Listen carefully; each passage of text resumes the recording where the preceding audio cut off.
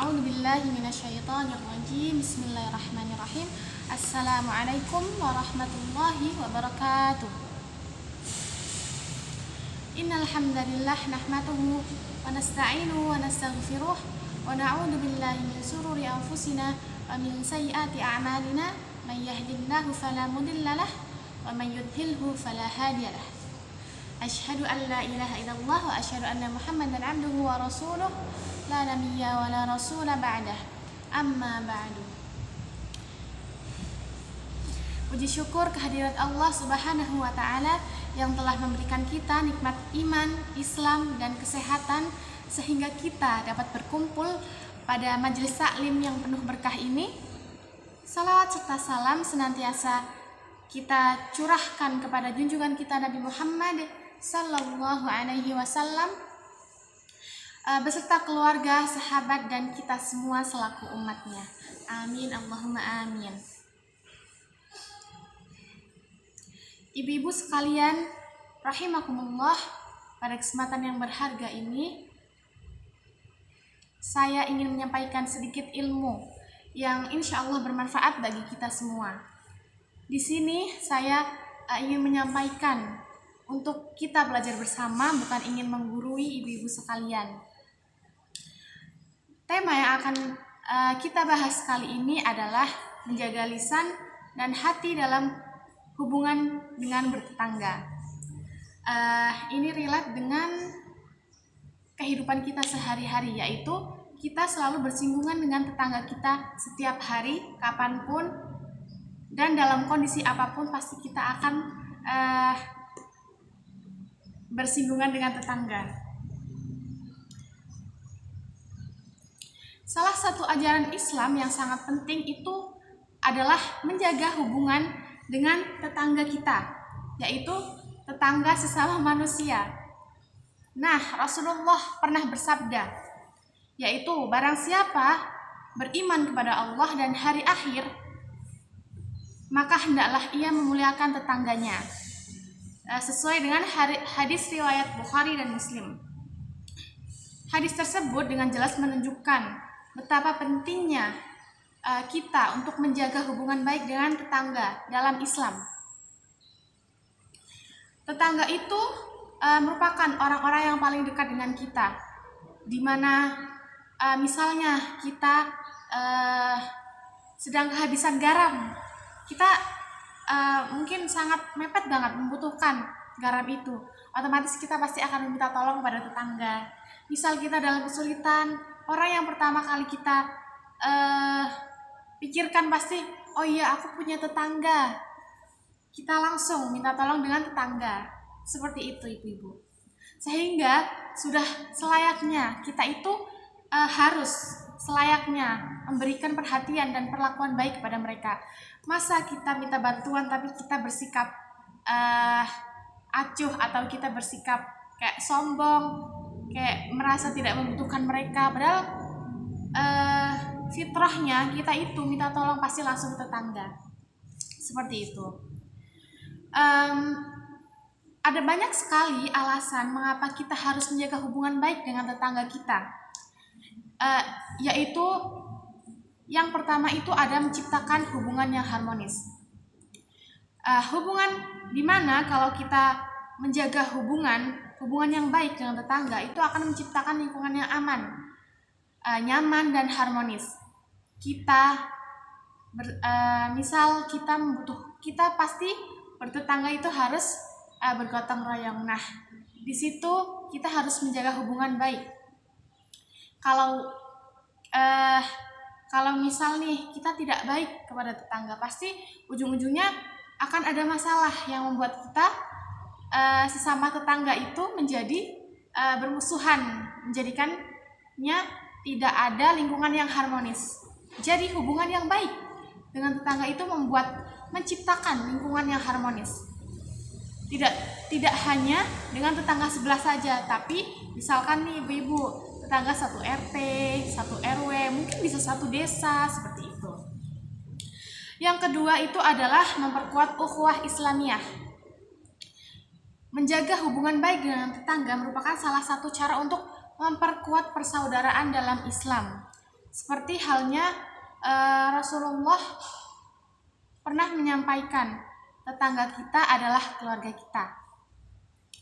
Nah, seperti yang saya sampaikan tadi bahwa dalam kehidupan kita, dalam mungkin 24 jam per 7 atau setiap hari, setiap minggu, kita pasti bersinggungan dengan tetangga.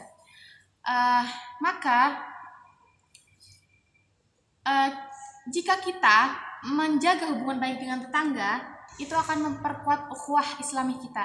Kita selalu bersama mereka, kita menjadi selalu kompak, bergotong royong pun bersama-sama. Misal ada nih bersih-bersih desa, itu kita bersama-sama, itu membangun, memperkuat ukhuwah kita secara Islamiyah maupun secara sosial, seperti itu. Dan yang ketiga yaitu mendapatkan ridho Allah Subhanahu wa Ta'ala. Itu yang paling utama, yaitu mendapatkan ridho Allah, karena sejatinya kita hidup, kita beribadah itu untuk meraih ridho Allah Subhanahu wa Ta'ala. Nah, Allah itu sangat menyukai hambanya yang saling tolong menolong dan menjaga hubungan baik dengan sesama. Kan tidak mungkin Allah menyukai kita untuk bermusuhan dengan tetangga atau dengan orang lain. Sebagaimana cara menjaga hubungan baik dengan tetangga itu, bahasa mudahnya itu, bagaimana sih cara kita untuk menjaga hubungan baik dengan tetangga? Nah, dalam cara-cara untuk menjaga hubungan baik dengan tetangga itu, kita dapat melakukan beberapa hal, yaitu contoh yang pertama yaitu menjaga lisan. Banyak dari kita yang banyak dari kita itu acuh tak acuh dengan apa yang kita katakan kepada tetangga, kayak cuma tetangga, ya udah biasa, jadi ya udah asal ngomong aja juga nggak apa-apa kan tetangga kita. Padahal ibu-ibu sekalian, karena mereka tetangga, maka kita itu harus sangat-sangat menjaga lisan kita. Mereka yang sebab lisan kita, mereka tahu bagaimana ucapan baik buruknya kita itu selalu dipantau oleh tetangga kita, selalu dianalisis selalu dipantau, dianalisis atau dipahami. Jadi mereka itu selalu kayak mengawasi kita. Otomatis kita juga harus menjaga lisan kita. Seperti tadi, Allah kan menyukai orang-orang yang menjaga ukhuwah, terus menciptakan lingkungannya harmonis. Otomatis lisan kita itu harus mengucapkan hal-hal yang baik, tidak semena-mena gitu, yaitu menghindari kata-kata yang kasar, menyakitkan. Bahkan biasanya itu ada dalam dunia nyata, atau mungkin bisa lihat dari sinetron, banyak sekali tetangga yang suka memfitnah tetangganya. Nah, itu jangan dicontoh ya ibu-ibu. Jadi ucapkanlah kata-kata yang baik dan santun. Misal kita mau meminta garam nih untuk masak karena buru-buru gitu, butuh cepat tuh, berarti kita harus kita salam dulu, assalamualaikum, permisi, mau boleh nggak minta tolong, minta garamnya sedikit untuk masakan. Nah, setelah itu alangkah baiknya diberi masakan yang kita masak, seperti itu. Dan yang kedua yaitu menjaga hati. Kita jangan menyimpan dendam atau kebencian terhadap tetangga. Jadi kita itu berusaha untuk memaafkan kesalahan mereka. Misal tetangga mungkin melakukan hal yang kurang baik menurut kita, tapi tetangga itu tidak merasakan. Jadi mungkin kita berusaha untuk husnudzon. Mungkin beliau sedang lupa atau tidak sadar. Jadi kita berusaha untuk husnudzon, melapangkan hati. Mungkin dia hanya sekedar lupa, jadi ya sudahlah, jangan ditaruh kebencian di dalam hati. Yang ketiga yaitu saling tolong menolong.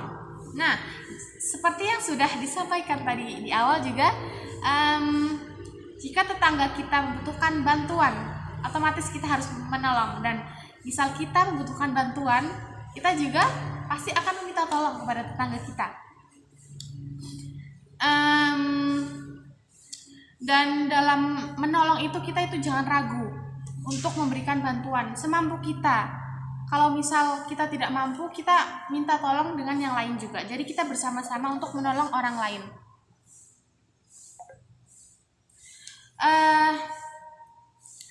Yang keempat itu saling mengunjungi.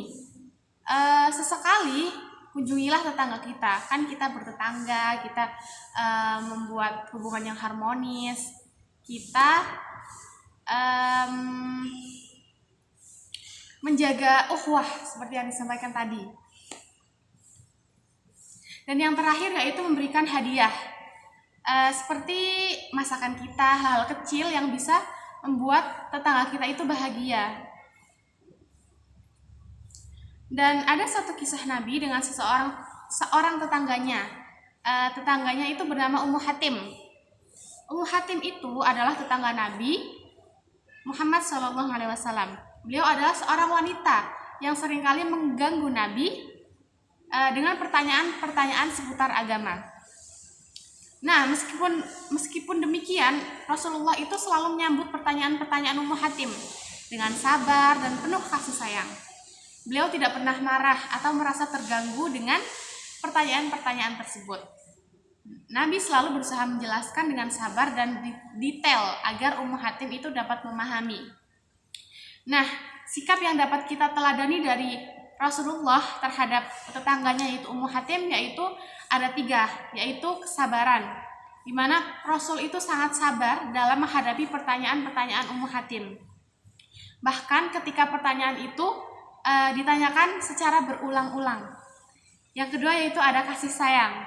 Rasulullah mengajarkan untuk memperlakukan tetangga kita dengan penuh kasih sayang, meskipun tetangga atau beliau Ummu Hatim seringkali mengganggu Rasulullah.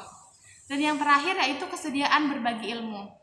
Rasulullah mengajarkan untuk selalu bersedia berbagi ilmu dengan siapa saja, di mana saja dan kapan saja apabila kita bisa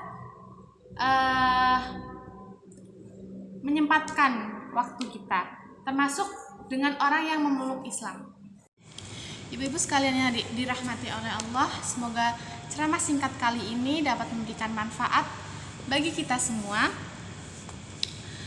Marilah kita bersama-sama berusaha untuk menjaga hubungan baik dengan tetangga kita. Dengan begitu kita akan hidup dalam lingkungan yang harmonis dan kita mendapatkan ridha Allah Subhanahu wa Ta'ala. Mungkin sekian dari saya, kurang lebihnya mohon maaf. Nun wal qalami wa ma yasturun fastabiqul khairat.